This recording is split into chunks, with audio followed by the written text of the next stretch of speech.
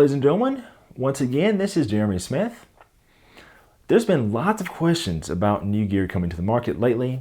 One big thing I've been getting lots of questions about, it's been, obviously all the mirrorless cameras, the Nikon Z6 and Z7, and the Canon EOS R.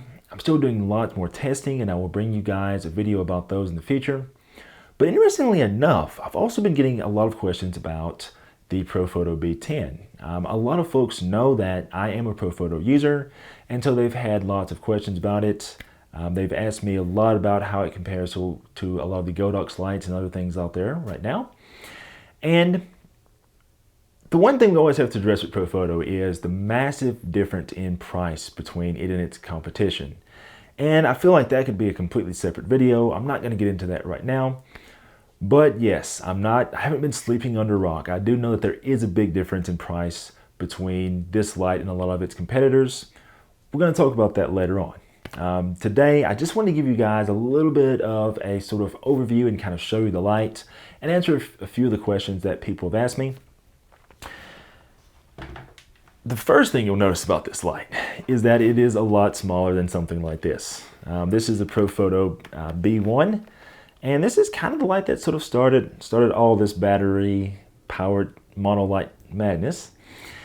But yeah, this light's obviously very powerful, but it's pretty difficult to travel with. I definitely leave this at home on a lot of shoots, especially if an airplane is involved. And then we have lights like the A1, which is something else that I need to talk to you guys about. A long time ago, I did a video about the B1. I have not talked about the A1, but yes, that is also on my list of things to do. And this light works very well as an on-camera flash. This one is one I'm still waiting on to get I'm still waiting to get a Sony version of this light. Although I use the Nikon one, off camera, it still works in TTL. On camera, it will work in manual mode on a Sony camera. But neither of those lights really solve all the issues. The B1, as I mentioned, is very big and heavy. The A1 is a smaller, compact light, but oftentimes more power is desired. So this light kind of slots in nicely between both of those. It's very, very similar to the B1 in its overall design. You have a battery overall on the side like this. That just clips into place that way. Two new features that this light has that the other Profoto lights don't. Number one is the color adjustable modeling light. So this is a feature that I thought was extremely, extremely cool on this light, or extremely, extremely warm on this light too. Anyways, dad jokes aside, it's a very, very useful feature. It does seem to be brighter than the modeling light on the B1 and about the same as the one on the B1X. I did a shoot with a friend of mine, and I found that modeling light to be very, very useful for blending artificial light with very dim ambient. Sometimes if you're shooting outdoors and it's nighttime and you're wanting to shoot at high ISO, at wide aperture, you can't really blend flash in that scenario because even at the lowest power, the flash is still too bright. So switching over to the modeling light allowed me to remedy that problem and still get the look that I wanted while maintaining that ambient light condition. So very, very useful there. Recycle time, as you would expect, is also very fast. So if we crank this fellow up to the max, let's see, let me go ahead and turn the little beep on for you guys. So basically,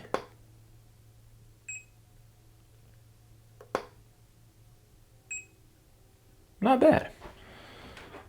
Let's see, we'll compare it. We'll compare it to the B1 here. This is something I actually haven't done. Let's see if I can hit them at the same time. Okay, hold on, redo. Wow, impressive. It's actually recycling slightly faster than the B1, so pretty impressive there. And both of these units have a fully charged battery, so very, very nice recycle time, just as I've come to expect with Profoto. I'll definitely get into some of the other aspects of this light later on. Another useful thing about this light is that it has an app that you can download. So you can actually pair it to your phone via Bluetooth. And this kind of solves one Profoto gripe. A lot of people don't like that on the air remote, it just shows you a relative power difference. It doesn't show you the exact power that your lights are set to. But by using the app, you can actually see exactly what power level the light is set to and change lights in real time. Now for me, since I usually only use 1 or 2 lights, being able to not see the power level on the air remote has never really been a big deal for me. But if it is for you, this light gives you a new option. And as I mentioned, we'll get into that app probably in the next video. Okay, let's take a closer look at the B10 and I'll show you kind of how the interface works. Okay, so taking a closer look at the menu interface of the Profoto B10, back on the back of the unit, you'll see that there are basically 3 knobs, or 3 controls, should I say, 2 of them being knobs. The right control here is just the normal button, just our test button. It also serves as a power on and off when you press and hold, just like that. Our center knob will change the light's power in 10th stops if you just rotate it. If you push it in and rotate it at the same time, you go in full stops. So this is pretty much exactly the way it is on other Profoto lights like the B1 and B1X and the D2 and D1 and so on. Pretty straightforward there. Over on this side, we have the control for our modeling light. If you press in on it, it turns it on. If you rotate just by itself without pressing, you change the brightness, just like that. If you go in and press and hold this and rotate it, then you start to affect the color temperature. So you can see you can go from very, very warm all the way to very, very cool. So it works out really well. It is important to note that you can use the app to do that as well. So there is no way to change the color on the air remote or the brightness on the air remote, but you can do that with an app, and the air remote can turn on and turn off the modeling lamp. There is a fan in this unit. You guys can probably hear it running a bit. As it turns out, this little area right down here is actually where the vent is. That's actually how the unit is pulling air in. At first I was trying to figure out how there could be a fan without any clear vent holes. And this little area right here at the back also might be a vent area too. I kind of think that this unit's designed to pull in air through this little slot here and then push it out through the slot on the side. It's a pretty unique design. This light's no doubt, I mean, it's definitely not going to be waterproof, but you know, if you were shooting outdoors, you'd be a lot less likely to get, you know, debris and such inside the light because that vent's right down there. Whereas if you look at something like, say for example, the B1 or B1X, this is basically, although I've never had problems with this, it's obviously going to be much easier to get things inside this unit. So yeah, nice improvement there. If you take a look at the back of this unit, this is going to be where the OLED screen is. So if you press the middle part of this, this takes us into our menu. And once you're into the menu, it's pretty straightforward. You just rotate the dial to go through all your options there. You can do things like change your group, your channel. You can turn the wireless on and off. You can turn the Bluetooth on and off. You can turn on and off your infrared slave. You have your flash mode. By default, it's going to be on normal. If you put this over to the other mode, it will then go into freeze mode, which shortens the flash duration at the expense of a bit of color accuracy. Once again, if you guys are curious about that, write me in the comments below and I can see about making another video for you. You have the continuous light here. You can either do this in free or you can do it in proportional to where it works more like a traditional modeling light, where it's going to be proportional to the flash output. Then there's an advanced function down here. Gives you a few of things like your ready indicator, the control sounds. This one kind of makes me chuckle.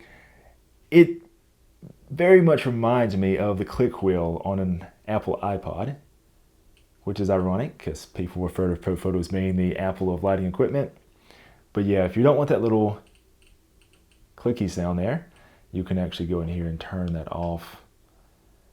I'd probably turn it off. Probably drive you nuts after a while. You have the exposure warning. Basically, if it can't get to the right exposure in TTL mode, you have that there. Have your display brightness, standby time, auto off time, your about, and then a reset. So pretty straightforward. Then when you scroll down, actually you have to scroll up. You go back to that, press there, and then you can go back in the menu system and out. I will show you guys how the app works in another video. It's very reliable. At first I was expecting it to be kind of like setting up the Bluetooth on a camera, but I'm not sure who Profoto hired to make their app, but it doesn't work anything like that. It's very reliable. You basically turn on the Bluetooth, you turn it on the app in your phone, and then they instantly connect. There's no pairing codes or anything like that. It just does its thing, and it works very well. So whoever Profoto hired to write their app, Canon and Nikon and Sony and Fuji and all the camera manufacturers need to hire the same company. Right down here, the sort of less exciting stuff about the light, you'll notice that you have your stand adapter. I showed you guys earlier how the stand adapter can be removed. It does actually have a little loop there for a lanyard if you want to have someone hold this for you. Unfortunately, I never had that luxury, but if you do, it can be very handy. The way this adapter is shaped, it's almost pistol grip shaped. It's very nice to hold on to. You don't have a knob sort of like digging into your hand or anything when you're holding this. So it works out well for that. So I think that's kind of what Profoto was going for with this stand adapter. They wanted it to be very low profile. One little quirk that is definitely a downside for me is that in designing this to be very low profile, that also means that they made this locking knob very low profile too. So it's not knurled or anything. Now this is probably just me because I find myself over tightening things sometimes. The other day I tightened this and I had a very difficult time loosening it because there's not really anything to grip onto. It is rubberized, but I really wish that Profoto had sort of like made it more like the B1 or B1X.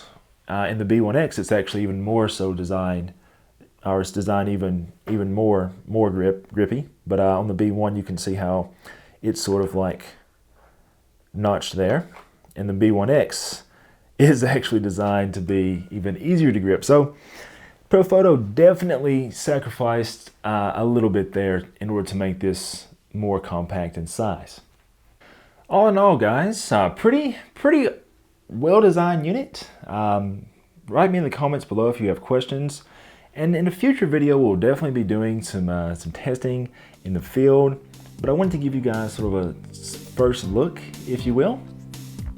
Also, I'm interested to know, with the cost of this light, do you guys think it's worth it with the feature set? I know it's a bit of a loaded question, but I'm just kind of interested in getting some feedback from you guys on that too. Don't forget to follow me on social media. I am still known as Photog J the Great, although I have definitely exceeded my previous level of greatness. The name still remains the same. Also be sure to like, share, and subscribe. Until next time, this is Jeremy Smith, signing off.